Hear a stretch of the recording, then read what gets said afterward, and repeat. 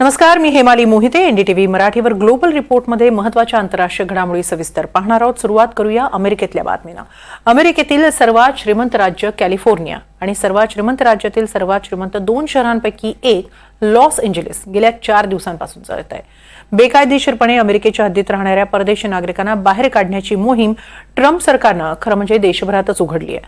त्याच मोहिमेचा भाग गेल्या आठवड्यात लॉस एंजेलिसमध्ये सुरू झाला. कारवाई सुरू झाली. कारवाईला विरोध करण्यासाठी आंदोलक रस्त्यावर उतरले. आंदोलन शमवण्यासाठी ट्रम्प यांनी लष्कराला पाचारण केलं.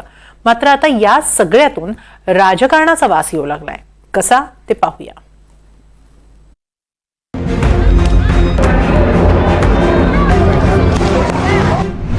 राष्ट्राध्यक्ष विरुद्ध राज्यपाल.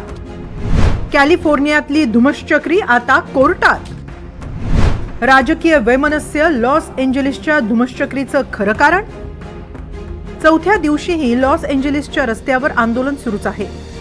राष्ट्राध्यक्ष ट्रम्प यांनी लॉस एंजेलिसमध्ये आता लष्कर उतरवण्याचीही परवानगी दिली आहे. ट्रम्प यांच्या निर्णयानं आता कॅलिफोर्निया राज्य विरुद्ध केंद्रीय ट्रम्प प्रशासन असा संघर्ष टोकाला पोहोचलाय.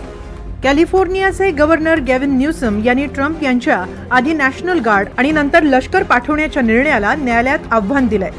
ट्रम्प प्रशासनाचं पाऊल म्हणजे कॅलिफोर्नियाच्या सार्वभौमत्वावर हल्ला आहे, असं कॅलिफोर्नियाच्या अटर्नी जनरलनी याचिकेत म्हटलंय.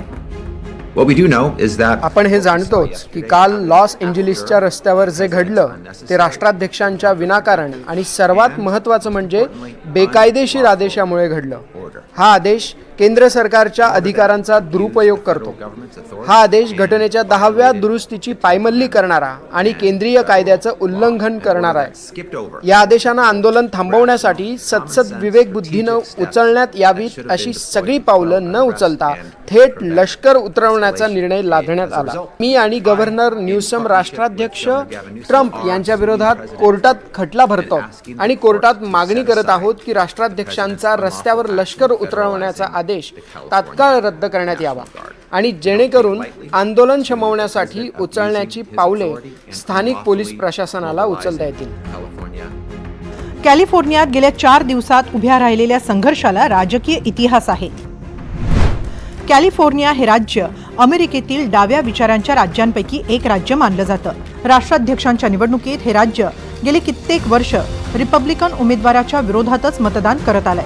राज्यात डेमोक्रॅटिक पक्षाची सत्ता गेल्या अनेक वर्षांपासून आहे. त्यामुळे नोव्हेंबरमध्ये झालेल्या राष्ट्राध्यक्षपदाच्या निवडणुकीत डोनाल्ड ट्रम्प यांनाही या राज्यात पराभव स्वीकारावा लागला होता. प्रचाराच्या वेळी गॅविन न्यूसम आणि डोनाल्ड ट्रम्प यांच्या जोरदार शाब्दिक चकमकीही झाल्या होत्या. अर्थातच ट्रम्प यांनी बेकायदेशीररित्या अमेरिकेत राहणाऱ्यांविरोधातील कारवाईला कॅलिफोर्नियात तीव्र विरोध आहे. त्यातच गेल्या आठवड्यात ट्रम्प यांच्या प्रशासनानं बेकायदेशीरपणे वास्तव्याला असणाऱ्या मेक्सिकन नागरिकांवर कठोर कारवाई सुरू केली. जुने राजकीय हिशोबही चुकते करण्याचा ट्रम्प यांचा छुपा अजेंडा आहे असा संशय आता डेमोक्रॅटिक नेते खासगीत व्यक्त करतायत. पोलीस सेवेतील सदस्य आमच्यासाठी रक्ताचं पाणी करतात. ते सीमेवरील घुसखोरी नियंत्रणात ठेवतात. राज्यात कायदा सुव्यवस्था नियंत्रणात ठेवतात. जंगलातले वणवे सांभाळतात. ते सीमेवर लढण्यासाठीही तयार असतात. ट्रम्प आणि हेक्सेट दोघांनी कारण नसताना शून्यावरून थेट 60 वर उडी मारली. आपण इथे स्पष्ट केलं पाहिजे, इथे कोणत्याही बंडाचा धोका नव्हता. कोणत्याही परकीय शक्तीचा हल्ल्याचा प्रश्नच नव्हता. केंद्र सरकारला त्यांचे कायदे लागू करावे लागतील अशी कोणतीही स्थिती नव्हती. त्यामुळे आता आम्ही आमचे हक्क परत घेणार आहोत. आम्ही लोकशाही टिकवण्यासाठी लढणार आहोत. आम्ही घटनेचं संरक्षण करणार आहोत. तिकडे ट्रम्प त्यांच्या निर्णयावर ठाम आहेत. आम्ही आमच्या देशाचे तुकडे होऊ देणार नाही. आम्ही लष्कराचा योग्य तिथे वापर करणारच असं ट्रम्प म्हणतात.